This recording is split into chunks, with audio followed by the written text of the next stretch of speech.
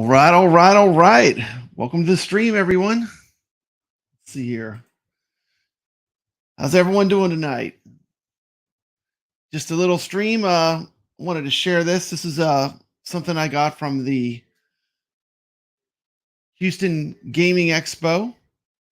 Got to meet Todd Tuckey, very cool guy. Got to hear him speak. He shared some of his stories about what it was like, how he got started on this whole arcade journey.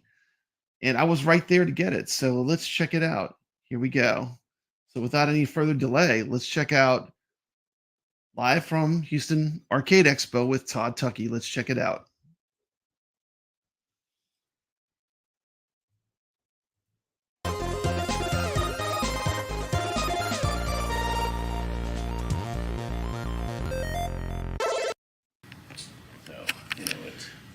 The bug was, getting a new game. I remember when we got Missile Command, and I had it outside and back before we were putting our bolt. We had to put a lock and bolt on it, so we were drilling the cabinet to put a bar on it, and it was playing Missile Command with the black. The screen was black, of course, and you had this vivid color. And my brother and I used to, mention when we went to bed that night, we could see the missiles and the ships in our head, because outside in the dark, it kind of just eats into your eyes. Absolutely. And Missile Command was one of the first games to be 50 cents a play. And that was a lot of money back then? Yes, and that didn't last long. So before we get to how you became the king of the TNT empire, you mentioned you basically started out as an operator, right? Yes. Okay, how difficult was it to break into the operating industry? It was almost impossible. And why is that? The big guys had contracts and accounts tied up, and they were willing to give gifts. So the 7-Eleven guy, to have his stuff at the 7-Eleven, the guy said, look, I'm going to put my games in, I'm going to sign you to a 1-year, 2-year contract. We split the money 50-50, and here is $10,000 just for you. As a gift. And they would give a gift out. Not a payoff, a gift. Gift. This is for you, cash. So if you do some quick math, the schlub that comes in and wants to put his games in a 50-50, he's going to say, well, what am I getting? And there was no money. And now some places offered loans, no interest loans. So the guy would come in to, let's say, a bar and put 10 games out, a jukebox, cigarette machine. Back then they were cigarette machines and things. And they said, his bar owner would say, look, I need 20,000.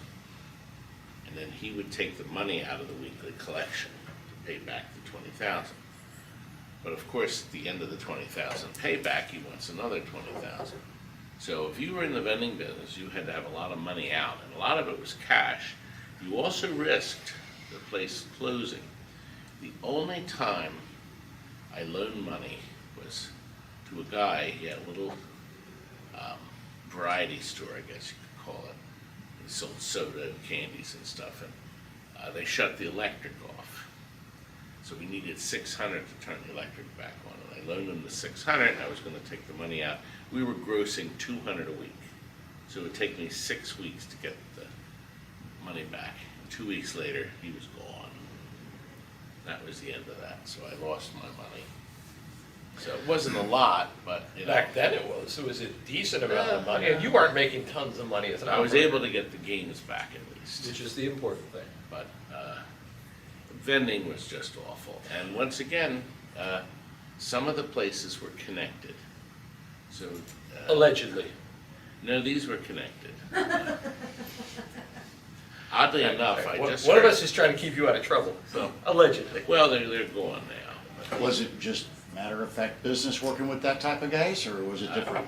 Yeah, I stayed away from the trouble. I stayed clear. I don't want any problems. So I ended up with the locations that the other guys really didn't want. And they didn't make a whole lot. The sandwich shops that were only open 6 days a week, till they closed at 5, and they would gross 100, 200, 300 a week, and you get half of that. And, when are we gonna get a new game? And, so if you looked at the meters of my games, most of them never made their money back, most of the games. So then I had a partner too. We had an arcade in New Hope, Pennsylvania, which was, we got grandfathered in with the arcade. That was probably our best location. And in the summer, we would gross 1,500. For the entire summer? 50 each week. Oh, okay. And only in the summer months, though. So you had about a 12-week period of high money. But operating sucked. Well, It really did. not only did it suck from a cash flow standpoint, but you mentioned the places you were putting your games could be trouble.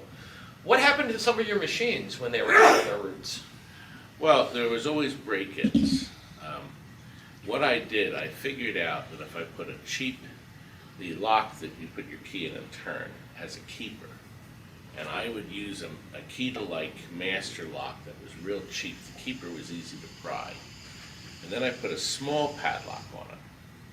So this means that if somebody wanted to break in, they could easily pop a padlock and they could pry the door open without denting the door and making a big-ass hole in the cabinet. These other vendors would put these big, thick bars and things, and they literally ruined the game to get in there because they mostly hit the machine after closing. They would break into the store, rob the store, and then rob the games. And we had a swim club where they didn't break in the games, they peed in them. Right through the coin slot? Yes, right through the coin slot. And next day, when we went to do the collection, there was water in there, but it wasn't. In the cash pan. Yes, it wasn't water. And what do we do when someone pees on the quarters? Well, first of all, you're pretty sick at the start. But in this location, we dumped all the money and the piss into a slop sink and soaked it and washed it, and then we dried the coins and then ran it through the counter. Was the cash pan completely full? No, not of piss either. I don't think anybody, these were young kids, I guess, so they didn't have a lot of pee-pee in them. Have you dealt with cash pans that, for whatever reason, didn't get emptied? Yes, I sold a Miss Pac-Man, one of the few brand new games I sold between 79 and 84 was a Miss Pac-Man. We had to have it. It was a little row house in northeast Philadelphia. And he paid, I think, I tacked on $400 or $500, so it was like $31.99, a brand new Miss Pac-Man. And he called me up a few months later. It wasn't long. They said the game won't do anything, it's frozen. So when I went out, I opened up the coin door, and the quarters literally fell out. So what had happened is the coin switch got stuck, and it freezes the game. And Because it was full of it quarters. was full of quarters. And the Miss Pac-Man cash pan holds $550 in quarters. How do you know that? Because I counted them. By hand? He said, I'm using it as a bank to pay it off. I said, well, you got back a sixth of your money. So it just has to keep putting coins in. I always thought that was kind of funny why you put quarters in. But that's what people did, it was like, as they said, a bank. Most places, when we deliver a game and we do a bank, or a setup or something like that, we tell them it's really best not to do quarters because your quarters will disappear. Now, if you have games at home and you're the kind of person that thinks it's kind of neat, you have a bowl, you have quarters here and there, when you finish up for the night, you're probably not going to have all the quarters, even if you empty the games. The quarters have a habit of just accidentally going into pockets and things. And then usually 2 weeks later they call me and say, how do you make it free play? Or something like that. They lose the attraction of the quarters. Now today, there are arcades, as you know, flat rate arcades opening, and some are closing, but most are opening. And half of them are flat rate, but no more than that. But there are people running quarters still and tokens, which I think is a big mistake. And the reason is the customer, you make more money. So let's say you have 60 games in a room, and they're all quarter driven. And maybe you have one or two that are 50 cents, but let's just assume they're all quarter. Even the pinball machines. If somebody walks in the room and they spend an hour and a half in the room, when they leave, if you were to check, if they were the only ones there and you checked all the quarters, you probably got $5 out of them, maybe. And they're done. They're not coming back. They're for the day. They're finished. But if you charged them $10 for an hour or $20 for all day, they would still only say maybe for 2 hours. And maybe they go out and have a sandwich and come back for half an hour. But they would only play about $8 worth of games or $9. But they would perceive they got their value, their money value. And you would have a 10 or a 20 in your hand. And they would have gotten their value because they could try any game. So maybe they could go up and play an odd game they haven't seen for a while. And we're never really good at it. And they play it 10 times at a quarter, that's $2.50. But they could take their time and realize they don't have to put another quarter in. And the perception is that they're getting a good deal. Now I was the first one in the country, I think in the world, to start the flat rate arcade in '87 when I offered the parties at my place. Pay one price and the whole place is yours, 60 games, everything's on free play. Then I have little stuff on the wall. There's a lot of things to do at my place for any age. And you do whatever you want. When we first got, in 1989, I actually bought several brand new games. Brand new and they never went out to be vended. I bought a dance machine. Which is still When there. I started the parties. Now I changed it, the 8th mix. Do you know that it wasn't the dance machines was a disaster when they came out. And they Some stopped people would making say they them. still are, by the way. They stopped making. If you've seen some of the people on the dance machines, I mean, Well, they stopped making them, I think, in '94, '95. Probably right. That was it. And then they got a big resurgence. So the next brand new dance machine was 2007. It was called Dance Supernova. And I think there's a Supernova yep, there here. is a Supernova here. Yes. They only made 175 of these machines for the world. That's it. The whole world, 175. That's all Konami made. They were 14,500. And that's what I paid for mine. And it has never left the showroom. And it's one of the most popular things you have in the showroom, right? Yes. And when you open the back up, sitting as happy as can be right there in the center is a PlayStation 2. Go figure. Happy as can be. And then, of course, there's an amplifier. You have all the bass, and then there's a light control, the neon transformers, and then there's a little computer deck. And the only thing that's gone wrong is the PlayStation did crap out. I called Nintendo extreme bloody murder. Well, since Nintendo didn't create the PlayStation, I bet they were quite amused by that. You may. All right, let me say hello to everyone in the chat real quick. Welcome to the stream. Hope you're enjoying it. We'll continue with some more of Todd. Say hello to Carl O. Welcome. E. Leo, Dark Realm Gaming. Good to see you. Dan Z, of course. Thor KC, good to see you. Biggie D's Arcade.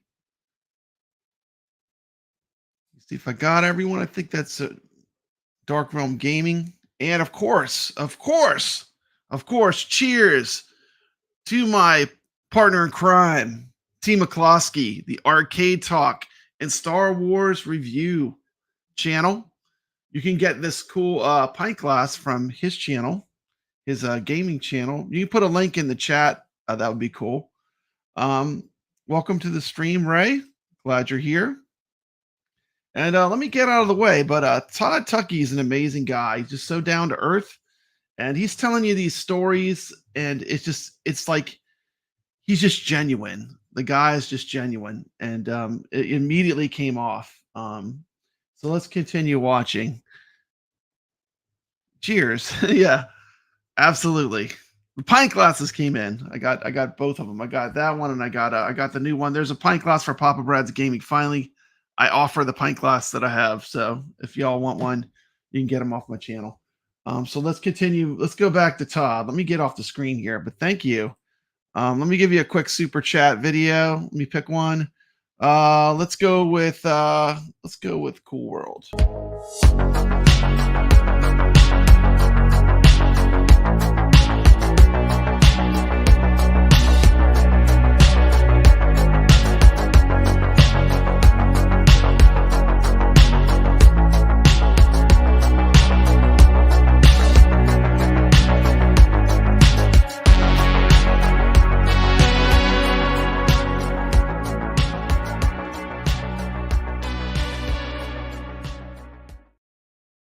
They have called like that? Sony PlayStation Division, and they hung up on you as most And people I do. used a rotary phone. Of course. But then we had the TV fail. So we changed that with a flat screen. But that was it. So you bought that one. What else did you buy at that time? What were your A first? Teenage Mutant Ninja Turtles, 4-player, brand new. And that was the only game we had where the hostesses would have to take names, and each child was allowed to play it for 5 minutes. And it was busy the entire party except when we sang Happy Birthday. And the kids would line up, and the hostesses were pretty good. It's no, we got to switch. So that got played the whole party, and that booked a lot of parties. Mortal Kombat 2 booked parties. Of course. That was the third game. Yep. And that was it. That's where you started? No, that was the last of the people lined up type. There you go. People lining up for games. Only 2 games. How incredible is that? I mean, this is as real world as it gets. You heard the 2 games: Teenage Ninja Mutant Turtles and Mortal Kombat 2. Pretty cool.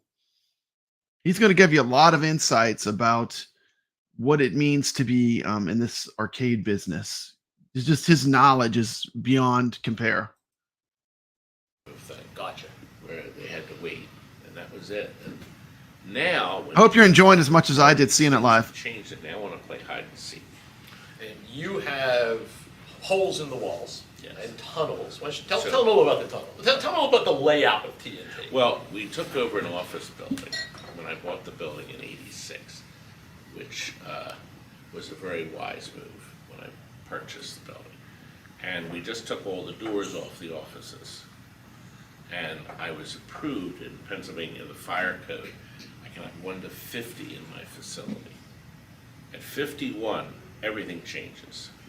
The doorways have to be bigger, I can't have the little aisles, everything changes dramatically. So I said I made the party room small on purpose, so I wouldn't be tempted.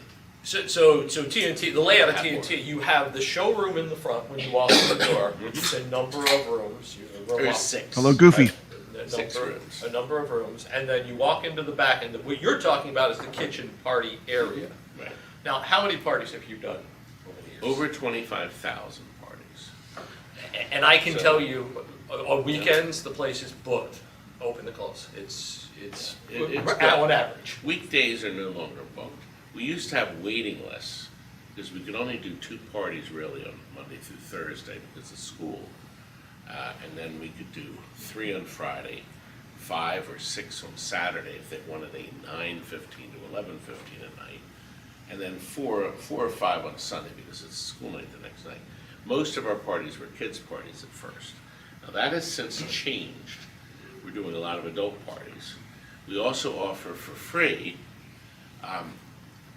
a tour of TNT.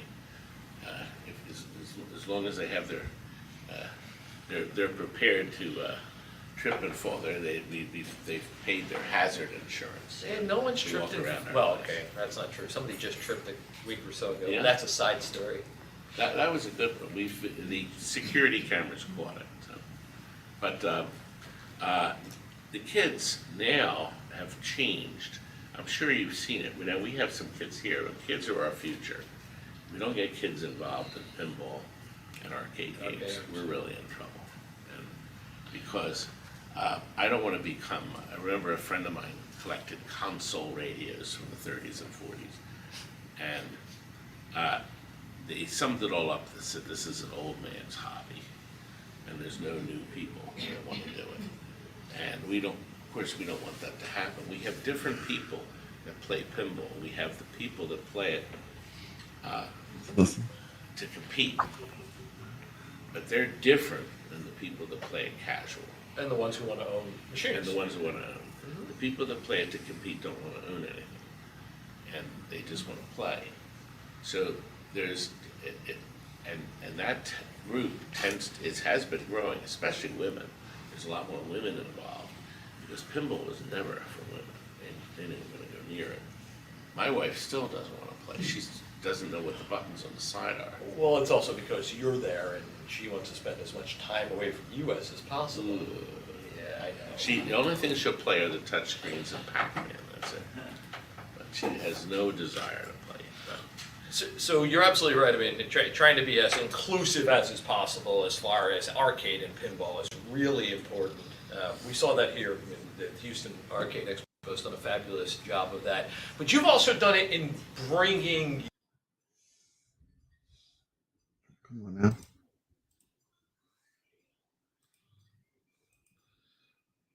Desire to play. So you're absolutely right. I mean, trying to be as inclusive as is possible as far as arcade and pinball is really important. We saw that here in the Houston Arcade Expo. Has done a fabulous job of that. But you've also done it in bringing young folks in to work on the machines, yes. Right? Tell these folks a little bit about that. We try. Believe it or not, there's still a lot of kids that are motivated. We're talking 15, 16, 17, 18-year-old boys at this point. No women have come up. No girls have. But we're training them. And we kind of open their eyes because before I hire them, I said things get salty. Salty is a good word for it.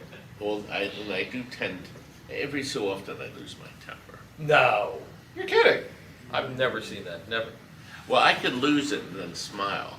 Say, I can't believe you did that! See, little known secret about Todd, when he blows up like that, he's not really angry. When Todd is bothered by something, he gets very quiet and very focused. And he broods a bit, and everybody knows that's when you stay away from him. When he's being like this and he's yelling and screaming, most of the time he's just screwing around. Or imitating some of my wretched customers. I have some there, so gosh. And the emails I get. If I squeeze it tight like that, have that many emails from nutcases. I call them nutcases, losers, dreamers, insane people. I know. I'm sorry. Oh. No, go ahead. I was going to say, I know you talked about it recently on one of the videos, but can you take a minute or two and tell us the parrot story? Do you not want to tell the parrot story? I can. It's the parrot story. It's coming. It's Everyone apropos He's of prying what it out of him. TNT deals with on a daily. Every one of you have seen the parrot. It's in a cage like this. The parrot's in the center. The one that drops the eggs. And you put a quarter in, and then his little beak goes, I'm glad you told me, and his tail wiggles, this is great. And then the egg plops out, and that's it. And inside the egg, you may have some little piece of shit. Oh, jeez, language. Talk about salty. Anyway, I got it in this package deal maybe 5 months ago or something. And I said, I want this stupid parrot. And then I had a studio from New York looking for props that are not copyrighted. Because, see, if you have a centipede in your shoot, you have to get permission from it. Whoever has Atari, whatever the thing is. Whoever owns the rights. Now, for instance, the movie that we were trying to make, The Skill Shot Baby, he had to pay $5,000 just to have the funhouse in the game. To use it in. To use the funhouse. $5,000. And he didn't buy it, right? That wasn't his. That was just borrow the funhouse. That was just to be able to put it on just film. to have us say Funhouse and Rudy, but he couldn't have the voice. So they couldn't get the race to the voice. So he had somebody, a voice vocal artist, play Rudy. Now, if the movie ended up getting made, they would have gone a little more deeper. Sure. But the movie never. Actually, I was going to run you the 8-minute clip, but there was no projector. But But back to the parrot. But the parrot, they called and they wanted something unique and not a pinball machine. And I said, I have this talking parrot. I loved, oh, that's perfect. So we brought it over to the shop and cleaned it up. And the parrot ended up having some kind of a device that makes it move and a little motor in there. And the stalk had fractured in the middle. So I could only get the beak to talk. So when he talks like this, the tail wouldn't wiggle. And I figured we were in a rush, so we had to paint it. We actually had to paint it and everything. I got $500 or $600. They came and picked it up. They brought it back 2 weeks later. I'd love to know what shoot it is. We have loaned out or rented out a lot of stuff for shoots, movie shoots.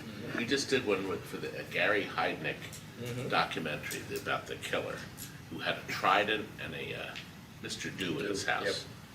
And we rented them out to them. But for it's going for like 2 weeks. So anyway, I put it up on my bargain basement sale for $200. You probably want to explain bargain basement. I do a video, Chuck and I, or Frank, whoever's there at the shop, we walk around and I slash some prices and stuff to generate money. As is, no real guarantees, all electronics done. We'll guarantee it works. Yeah, right. But not, and not we'll restored. fix it down the right. road, but it's not going to be restored. So I said, the parrot works, he talks, but his mouth has issues. You're going to have to take the thing apart. Your mouth has issues too, It does. So anyway, $200. So I had this guy. $200 for the whole thing, the cage, the parrot, the whole 9 yards. So a guy from Massachusetts emails me. He says, I want to buy the parrot. How much total with shipping? And I said, well, I charge $50 to crate any of the bargain basements. Pallet, all that If good you stuff. pay retail, I include the crating. It takes 45 minutes. Because you got to find the right pallet, and you strap it to it. It has to be wrapped, and then wrapped in cardboard and restrapped. It takes time. So anyway, I told him it was $360 to ship it. So he'd be paying $200 for the parrot, $50 for shipping, and then $360 to get it to him. Okay? And he says no, he doesn't. He only wants the parrot doll. That's exactly how he referred to it, the parrot doll, which raises all kinds of strange So I'm questions. thinking, So I said, okay, I'll tell you what, parrot doll, just the doll's $200 plus $35. What's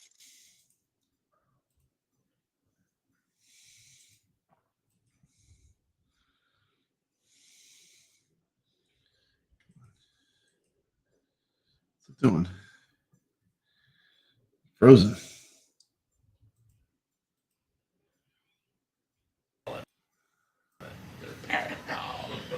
What am I going Sorry about to do that. with that? So he says, I'll give you 110 shipped. What's that? Yes, Kind of it. that was very nice. So now I'm going to have to take this apart and take the doll out, put it in a box, and ship it to him for $20. And keep the So I'm rest going of to it. get a big fat $90 minus all my time. And you're going to have a cage that has no birding. Yeah. So I said, no thanks. I said, that's sort of like saying, I want to buy your car, but I only want the front seats. And what do you sell me your car without the seats? Just the seats. And you can keep the car. Exactly. So he didn't get that. He didn't understand. So he came back to me again.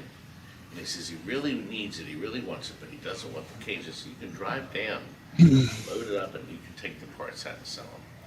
And I didn't hear back from him for days. In the meantime, another one of my customers said he wants to come down and pick it up, but he can't come down until December 3rd, or some Sunday on December 3rd.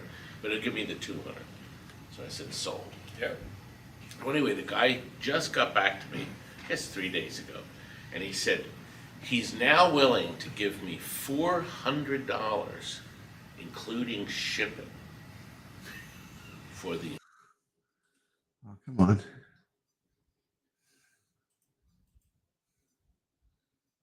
The video. What's happening? Oh, goody. Yes, I just can't exactly. Sorry about wait. that. I said I'll just give the shipper $360, and I'll Rushing my rate it computer. up for $50. Shut everything else I down. said, so you want me to give you the parrot for free, basically? Yes, he now, does. Now remember, all this conversation, you're sitting and you have to type answers to these, Everything's down. Okay. these people. But let's be honest, you enjoy the back and forth because I've seen you. I've seen you sit in front of your computer terminal. Just you can't wait to go back to With these the two folks. fingers, Exactly. pants down at my ankle. Okay, but they didn't need to know that part. Just typing away. You know. So, people, now of course I had the wonderful pleasure of emailing back and saying, I'm so sorry, but the parrot is sold. It's the little things in life. I did not hear back from Mr. Boaz. His email is Boaz. Boaz Square. Well, hopefully he is gone, and I know you have dealt with a number of difficult customers and, shall we say, unusual folks. But you've also got a huge population of kids who had their parties at your place, who've grown up and their kids have had their parties at your place. We're second generation. And sometimes third, the grandkids are there, I mean, depending on the age of the folks. And one of the reasons I think for that is that you make birthday parties kind of magical. If you don't know, one of the things Todd does, and one of the things that he's passionate about, in addition to the pinball and arcade world, is movies. And you started very early on showing cartoons at your parties, didn't you? Yeah. How did that come about? I collect film. If you follow me, I have another life. So, and that's about it. Just the two lives. But we collect real film. The two you can talk about in So public. I am into 16 millimeter film, which is what you used to see in high school and auditoriums and stuff before videotapes. How many films do you have? Well, I'm down. I had a problem with the FBI. I actually ended up being I didn't know you were going to tell this the story. last case in America with Wow. copyright issues. And I was the final case. They said they were never going to pursue the copyrights again because they realized that there's people that rent and copy and distribute illegal copies, and then there's other people that purchase retired prints and collect. Yeah, you saw correctly. Literally 4 collect. Tron joysticks A lot on of that you- Tron, there was the a Tron light cycle big game. collector, Roddy McDowell, 4. and he had a problem with the FBI because he had collected all these films. None of the films were stolen. See, if you have a stolen film, it means somebody goes in, breaks in to a place, and takes the film and then drives away. But if the films are thrown out, which they were, I would get a call from our local station. Somebody there says they just threw out Gilligan's Island. The whole island? The whole one, all 75 episodes. They're all sitting in the dumpster.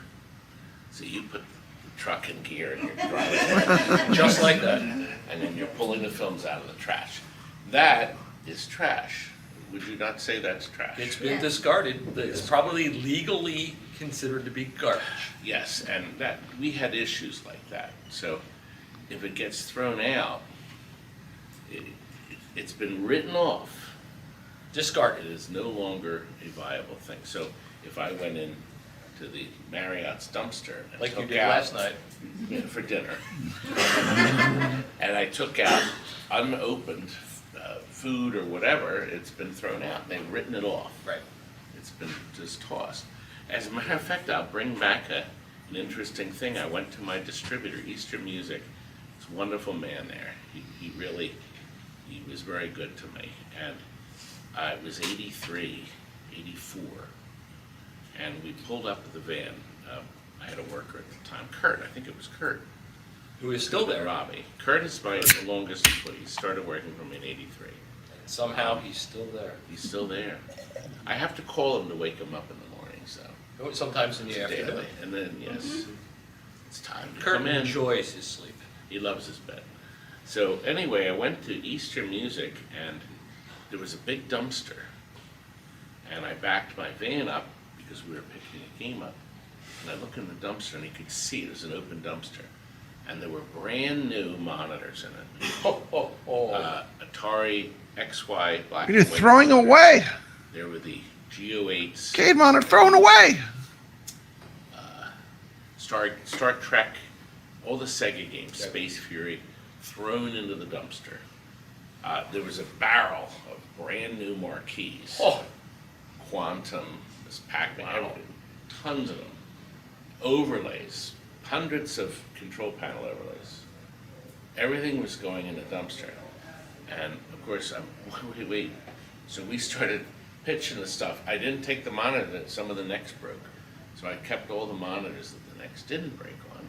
The Atari black and white vector games had a cage around it to protect the tube. Yep. And I got tons of brand new parts, just tons of them. There were ramps. There weren't bad. many because there was not.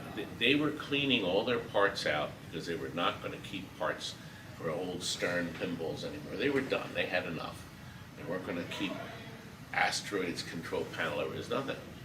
And I just got tons of them. Marquees, stacks of marquees, brand new with the backing still on. Yep.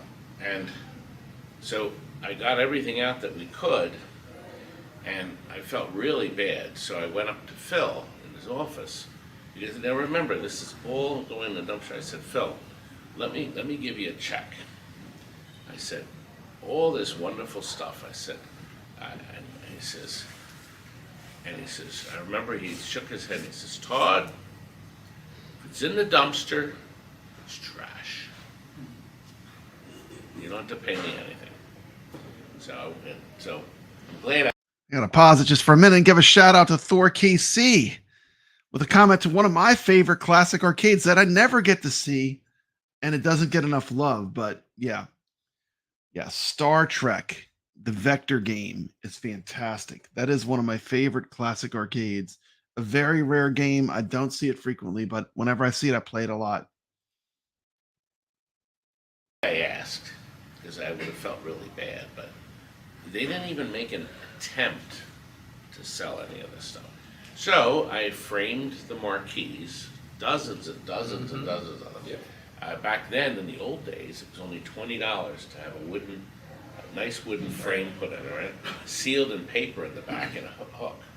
The picture frame was only charged $20 back then. Posters, I had tons of posters for old Atari pinballs and all this shit. I had them framed. There's that that was word, more because you had glass. You had to put glass in the front. But and they're still hanging on the wall. That's how I outfitted my showrooms.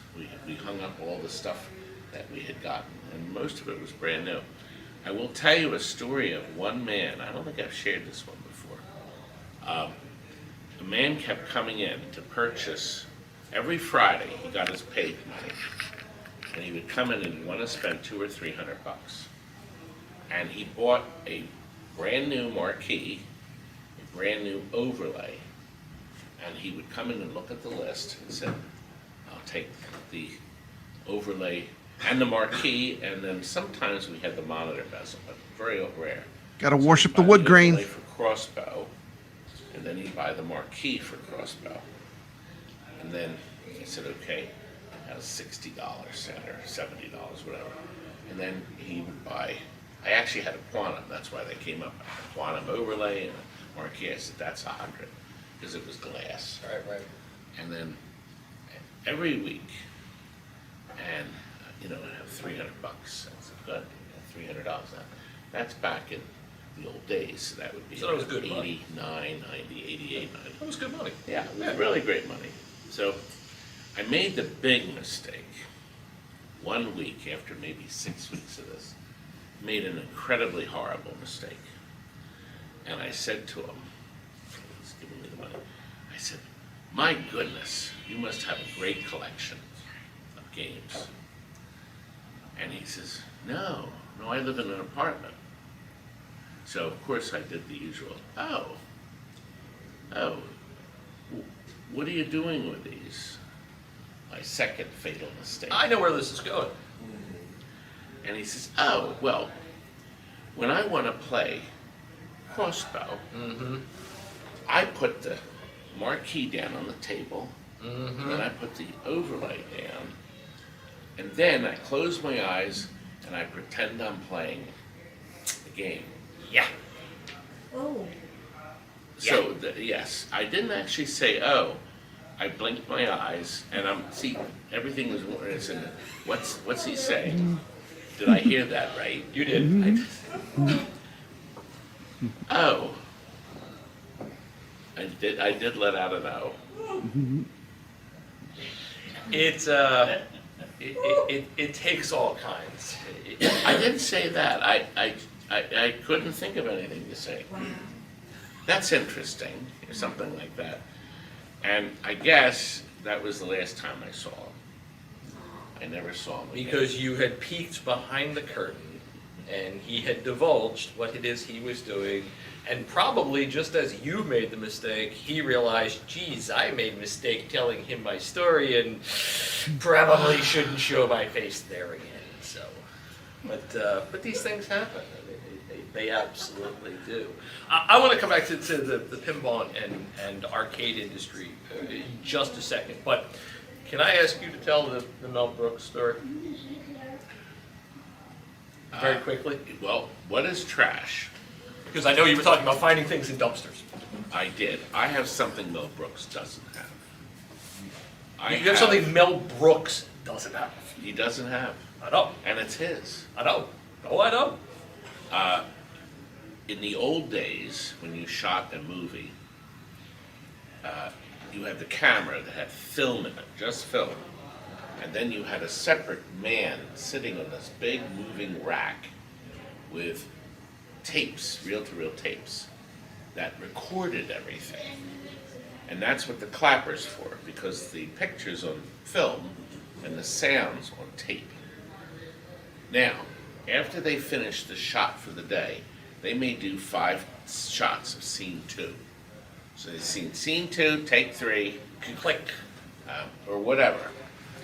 After they finish, the director, in this case Mel Brooks, says, let's print 3 and 6, meaning they'll print just those films.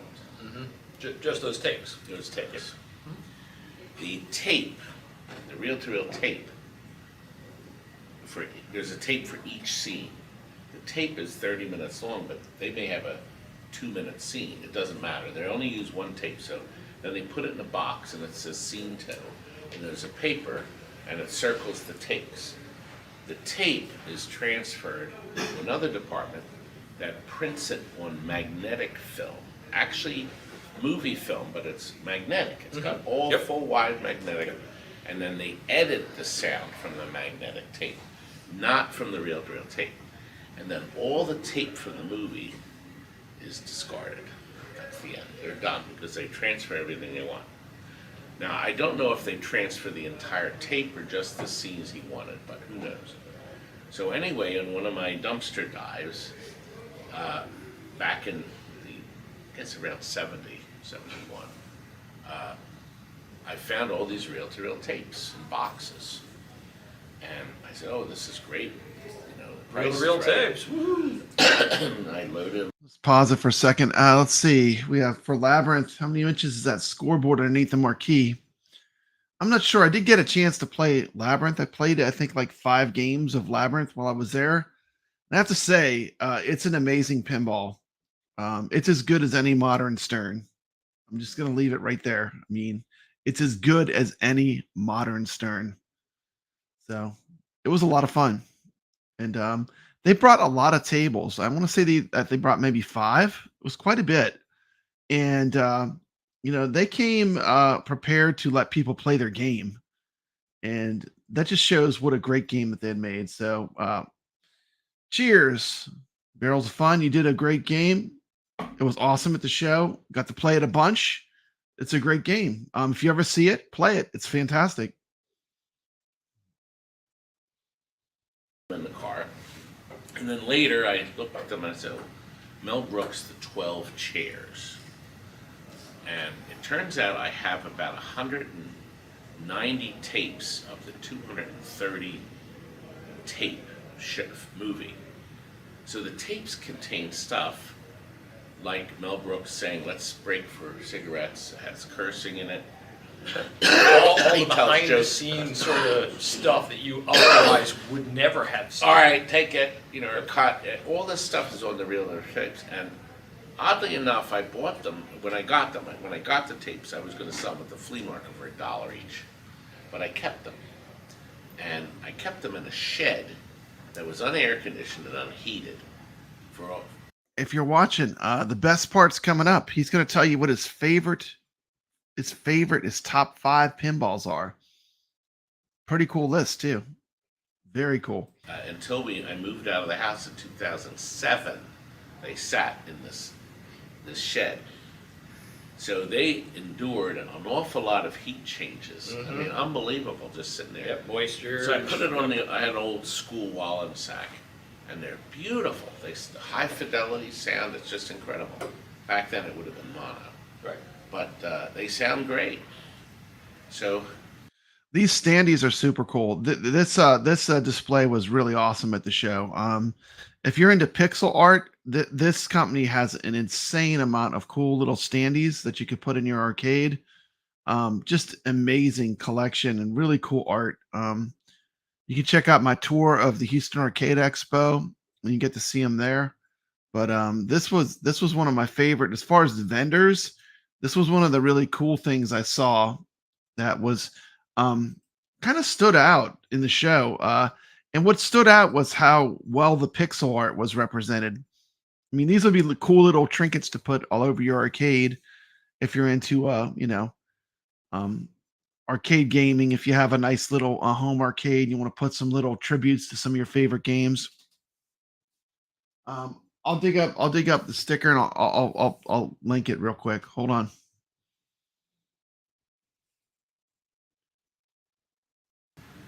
my plan was I had somebody sitting and listening to them and writing down stuff that we could use clips from. Is possibly offering them back to Mel. I got to do something soon if we're going to do anything. Say, He's if I getting, could meet he's you getting in a bit, he's person, getting a bit old. Yes. if I could meet you in person, I'll give you back your soundtrack. Now, of course, there's nothing you could really do with that because now, boy, if they were the soundtrack to Blazing Saddles, Oh, well, yeah, that would have been different. Would have been a slightly different perspective, too. it would be the 12 chairs. Of course. But it's Dom DeLuise and Frank Langella. Yep. This is the second film. Or I would have taken the first film. That would have been the producers. Producers, absolutely. Can you imagine all that film, And there's a lot of stuff you never hear from these movies and things. It's a fascinating insight into There's what no was video, going there's on. no Right. film, it's just sound. It's almost like eavesdropping. It's fascinating. Just truly fascinating.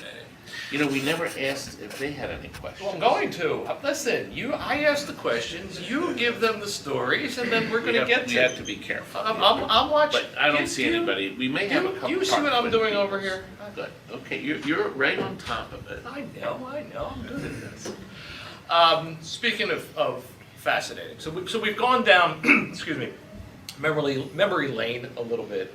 Obviously, you've seen a lot of changes in both the pinball industry and the arcade industry. From on the pinball side, from EMs to solid states to the virtuals. I mean, you and I were playing Final Resistance the other night, which is pretty amazing. We saw the virtual pinballs at the Chicago Expo as well, which are utterly amazing. I mean, they've got the physics down now that you literally would believe you're actually playing a real pinball machine. It's the technology is amazing. Where do you see? Let's talk about the pinball industry for just a second, then we'll come back to arcade. Where do you see this going? Where's pinball going ultimately? Are we on the cusp of another horizon? Is technology going to take over, or do you think we're going to see a fall back to, let's say, more of the solid state games? I don't think virtual pinball will ever go anywhere. That's my opinion, because the physical pinball. What? Virtual pinball's not going to go anywhere. No way. Virtual pinball is the future. It is the future. I think virtual pinball is going to bring more people into playing real pinball machines. Yes. And if you're wondering about this crazy hat, they were giving these crazy hats out. They had a crazy party at the end, and the entire arcade was wearing these silly hats.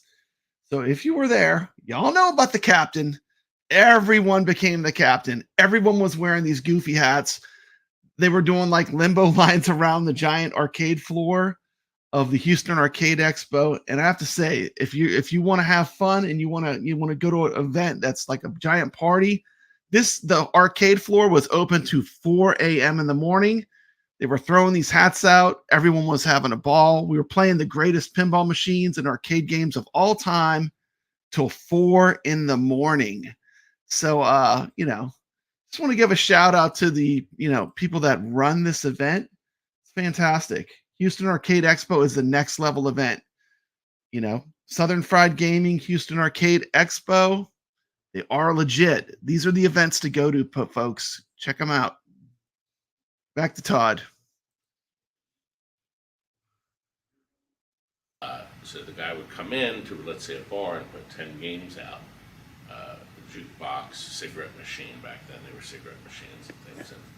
And they said, his bar owner would say, look, I need 20,000. And then he would take the money out of the weekly collection to pay back the 20,000. But of course, at the end of the 20,000 payback, he wants another 20,000. So if you were in the vending business, you had to have a lot of money out, and a lot of it was cash. You also Deja vu. Hold on a second. The technology is amazing. Where do you see let's talk about the pinball industry for just a second, then we'll come back to arcade. Where do you see this going? Where's pinball going ultimately? Are we on the cusp of another horizon? Is technology going to take over, or do you think we're going to see a fall back to, let's say, more of the solid state games?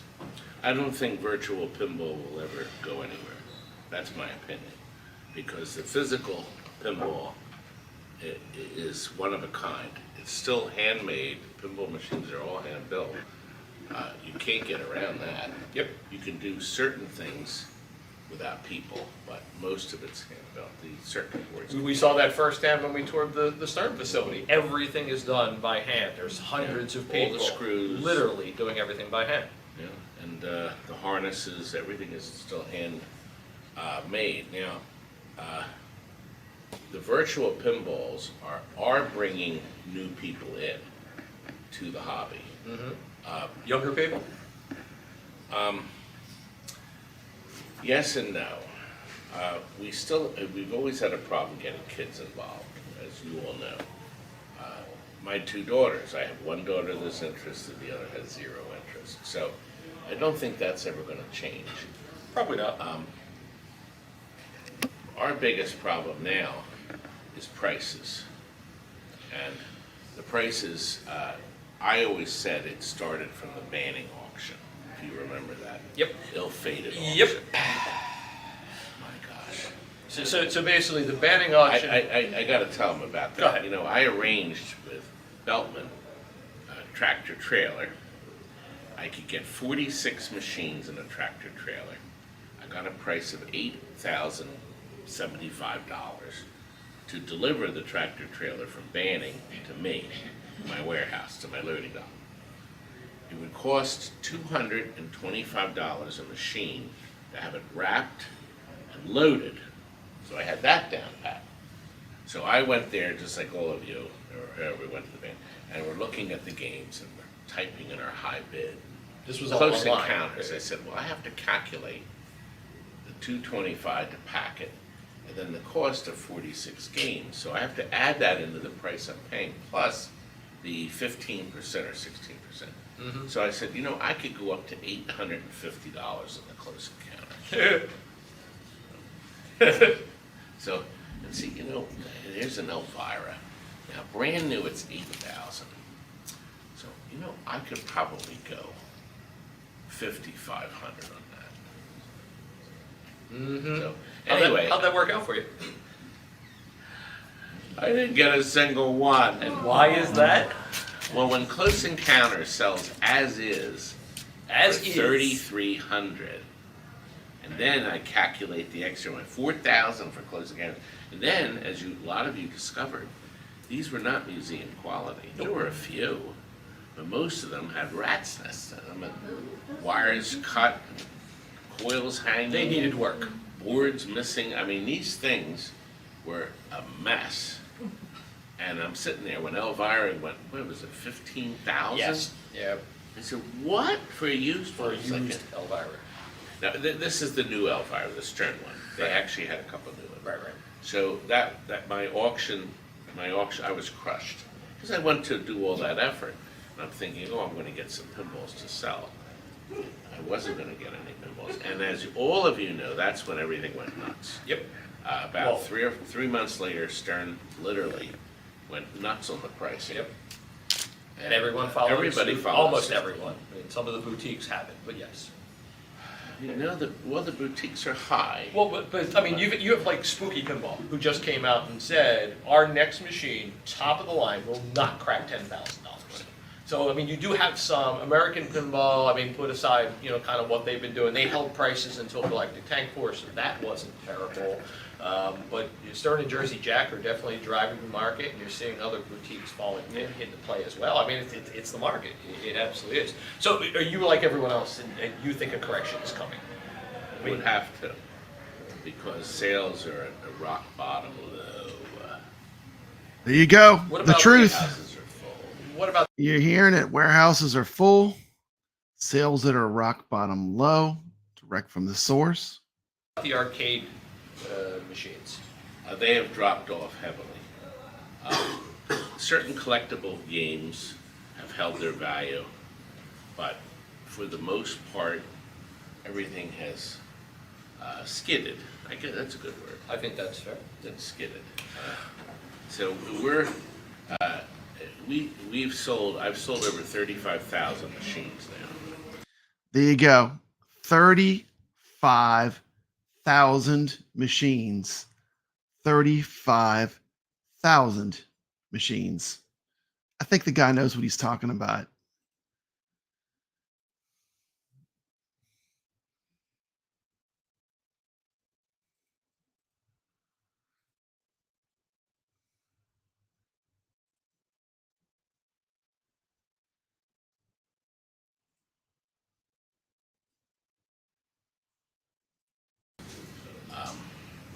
People, you can't, I mean, how many people in this room can buy 5 new games and have $50,000 ready to If not put in more. the 5 games Yeah, in the if not lineup?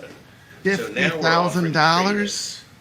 For the first time, my distributor is Mike Dodona, Automated Services, a wonderful man. You can call him direct too. And you can pick That's it up one of from the- TNT, we can arrange shipping, whatever. That is one of the great things about virtual pinball. It's a very affordable way to get into the pinball hobby, and it is the gateway drug. Like I hope a lot of people get into virtual pinball and they discover these great pinball machines. They get VPX, whether it's through playing it on their computer or playing it on a At Games Legends pinball, or even the new pinball they're coming out with, which will be 4K. It's going to have a lot of upgrades, and I'm excited about. But I think virtual pinball, I do disagree with Todd. I think it is a great entry point to bring new people into the pinball hobby. And so I'm a huge fan of virtual pinball. And I think it is kind of the future. I mean, they need fresh blood. You heard what he said about the pinball market. They need fresh blood. They need fresh blood. I think the best way to get fresh blood is to make a affordable everyman's virtual pinball. And that's going to be fantastic. That's going to bring more players. And let's be honest, I'm an arcade gamer. It's about competition. Like what I enjoy is playing in a tournament against people. And that's a lot of fun. And, I hope At Games fosters that in the future. So I hate to interject, but I had to say that. And let's go back to Todd. Thank you so much. And he's at So we're kind of pinballs.com, right? partners. Yes, pinballs.com. And he, for the first time, is having an open house, first Saturday in December. December 2nd. So I'm going to drive up. It's about 3 hours from TNT. I'm going to be there. And he's going to offer trade-ins, really great money for your used games toward brand new ones. Because he's got plenty of brand new games to get rid of. You got to adapt. You got to Yes. do what you got to do. Speaking of doing what we got to do, I see that the Hart twins and the Wolfgang twins have walked in, and especially those guys pounded And it's me into the Vol- table. Okay. I said it with a V. You I have to said say it with a I V. did. You get pissed off if you say it with a W. We can't have that. So in the couple of minutes we have left, anybody have any questions for Todd? It was supposed to be a Q&A. We did a Q&A. Yeah, but you did the cubes. And they didn't say I couldn't do the cubes. Come on. Nowhere in the program did it say they're going to do the cubes. Yeah, we have a little time. Yeah, a couple minutes, but I want to be cognizant of everyone's time today They have as to well. set up the equipment. Any thoughts, any comments, any questions for Todd? Jason? When buying a new or used pinball machine, what's the most important thing to look for?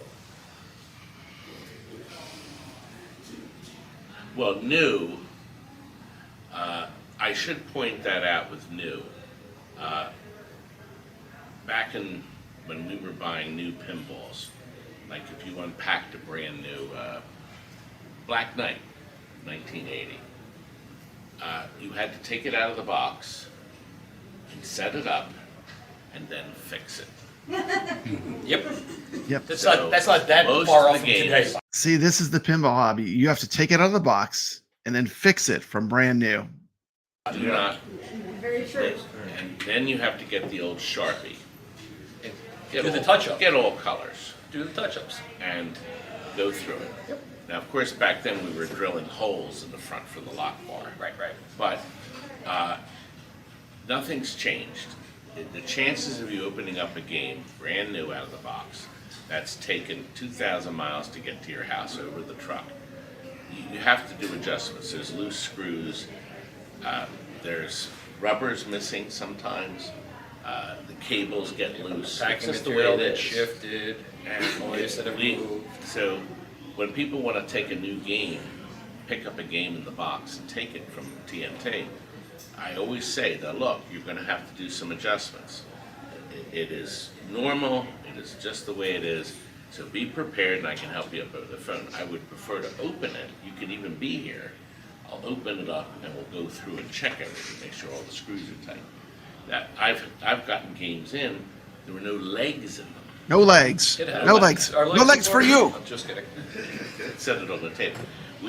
They were the Willy Wonkas. They got Yep, packed I with no remember. legs. I don't know how that happened. Willy Somebody Wonka skipped came leg day. legless. Never skip leg day. It's all ready. Just seal it up. Oh, no, I think so. Anyway, this is a super chat for $2 super chat from Arcade Talk. Legit. Thank you so much.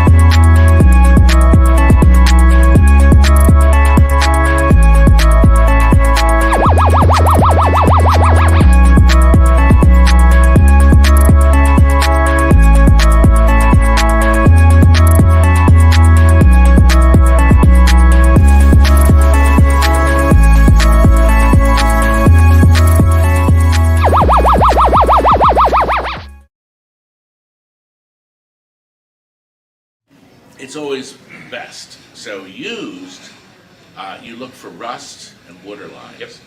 There were a lot of flood games. Yep. We got a wow. We got a $5 super chat from Jason, Little Alien. Thank you so much. Appreciate that. I'm gonna give you this one. Let's check out this one.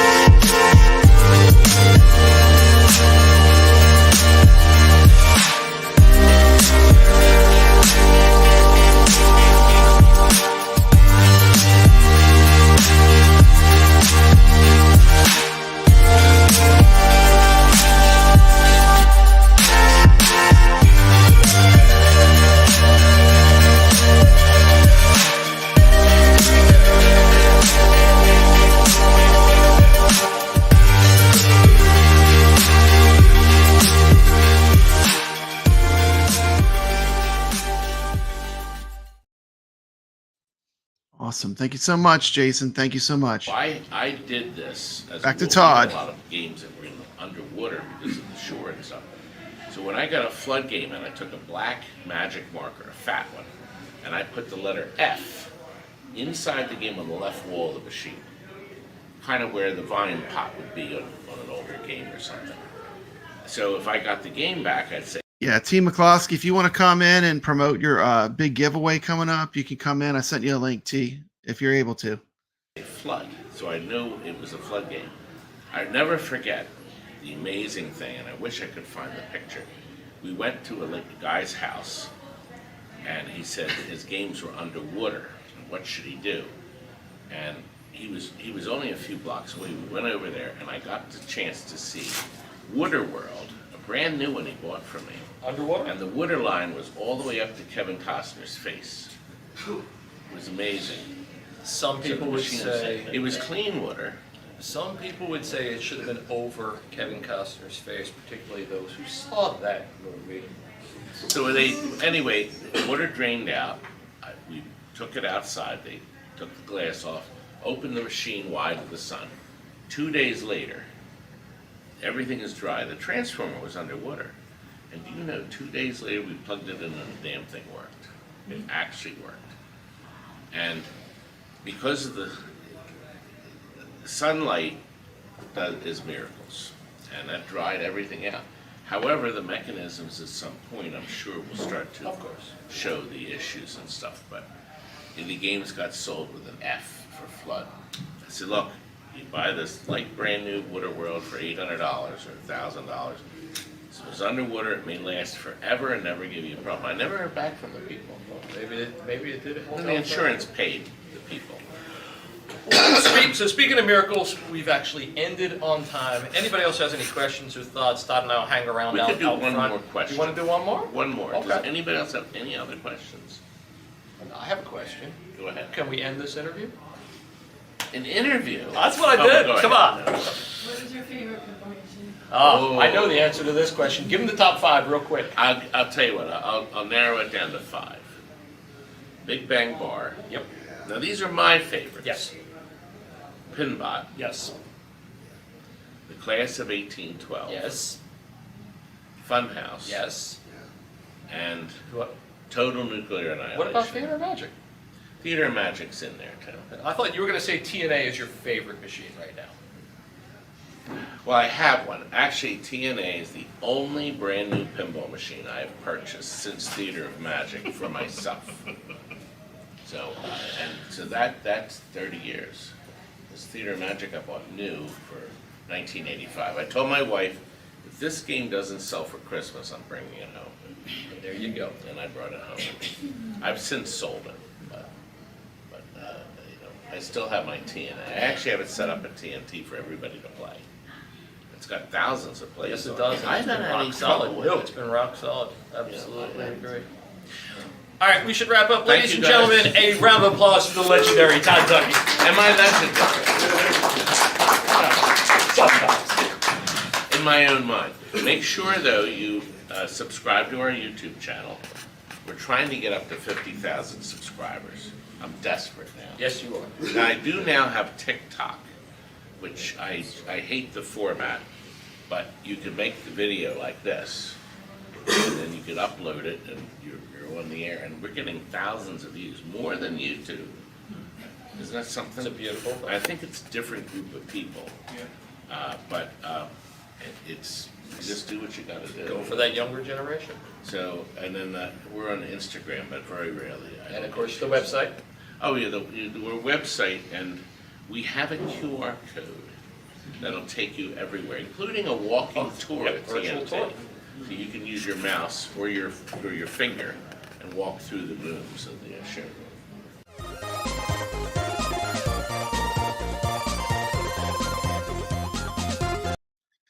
Of course, a huge thank you to Todd Tuckey. Guy's a living legend. It was great to witness him talk about some of his stories from his amazing career with arcades and pinball. And, you know, if you ever get a chance, go to the Houston Arcade Expo. It's a great event. I'd like to thank everyone for joining me for a pop-up stream. Yeah, Jason, me too, man. I'm too old for TikTok. I don't do TikTok, but you know, Todd Tuckey does it. I mean, he is an influencer, man. This guy, he's approaching 50,000 subscribers. So if you're not subscribed to TNT Amusements, I mean, what are you waiting for? How do you call yourself an arcade gamer? How do you call yourself an arcade gamer and not be subscribed to TNT Amusements? You know, I mean, go subscribe immediately. Link is in the description to this video. I'll make sure I put it in. I was going to do this just as a pre-produced video, but decided to do a live to get a little interaction with my viewers. I hope everyone had fun. I hope the love for arcade and pinball came through on this video. You know, I mean, this hobby is fantastic. And, you know, I don't see me ever not loving arcade games and pinball. Not ever. You know, it's, you know, I'm glad that we had all these home companies that kind of revitalized the energy in the home or in arcade and pinball. But honestly, I've been into this since I built my first MAME cabinet. So, you know, I'm just glad I'm in this hobby. You know, it's a great hobby. You know, home arcade. Home arcade is not dying. Home arcade is not going anywhere. It'll be here as long as I'm around, and after I'm gone, it will be around. I mean, home arcade is strong, and you know, it's not going anywhere. You know, I hope everyone had fun. You know, Todd Tuckey is the best. That is true. Great down to earth guy. If you have not checked out my video where I scored an Atari 7800 for 25 bucks, 25 bucks. Check that out. I'm gonna have to look for that Dark Realm Gaming. Actually, I am still not. Listen to this. I am not even unpacked from the Houston Arcade Expo. I haven't even unpacked everything yet. I have some stickers with the name of the company. I might do a video on them and contact them. They had some really cool standees. I'm glad you enjoyed them. I will look into that, and I will make probably a video or a little short video on it. But you know, we have a great community. So many great people. You know, I consider everyone in this community my friend, and thank you so much. Glad you're able, you know, I kind of felt down after watching a stream, and I felt like, you know what, I'm just going to go live and I'm going to talk about, I'm going to show something that shows a true love for arcade and pinball, because I know all the people that are watching my shows, they love arcades and pinballs, and it comes through 100%. So thank you for watching. I appreciate it, each and every person that watches my videos. Hope to do more in the future. Everyone, stay legit. I got my new shirt. This cool writing reminds me of who remembers the Animal Chin, the Pal Peralta? It reminded me of the Animal Chin, so I went with these graphics for my t-shirt. It says Papa Brad's Gaming on the back. I've got pint glasses if you want to share a drink with Papa Brad while I'm streaming. I have the exact pint glass that I'm using. Thank you so much. I appreciate you being here. And as always, stay legit. And that's it. That's all I have for tonight. I wasn't even planning on streaming tonight, but I kind of felt like people were throwing a bummer on everyone. And you know what? The home arcade hobby is not a bummer. It's better than ever. It's better than ever. We have these great shows to go to. You play real pinballs. You know, you can get a couple of multicades. You can have almost every arcade game you ever wanted, like at your fingertips, whenever you want to play. We live in a golden age of arcade, and let's not be jaded. Let's be appreciative of these great companies that have given us so much to enjoy. And that's it. I had to stream tonight. So thank you so much. Appreciate every one of you. Take care. Bye-bye.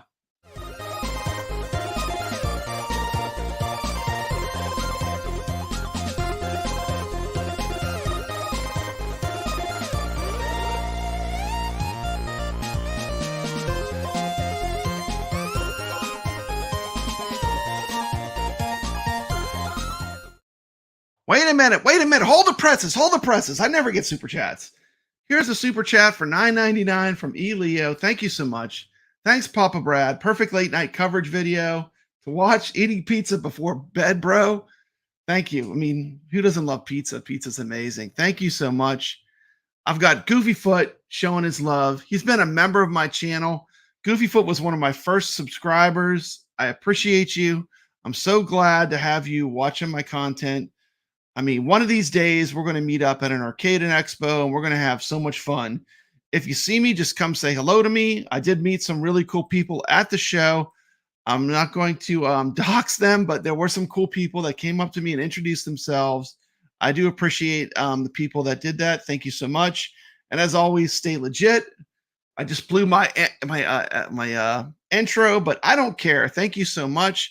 Appreciate it. Let's end with a super chat video. And let's go crazy. Let me do one that I haven't done in a while. Let's do the gun girl. Here we go.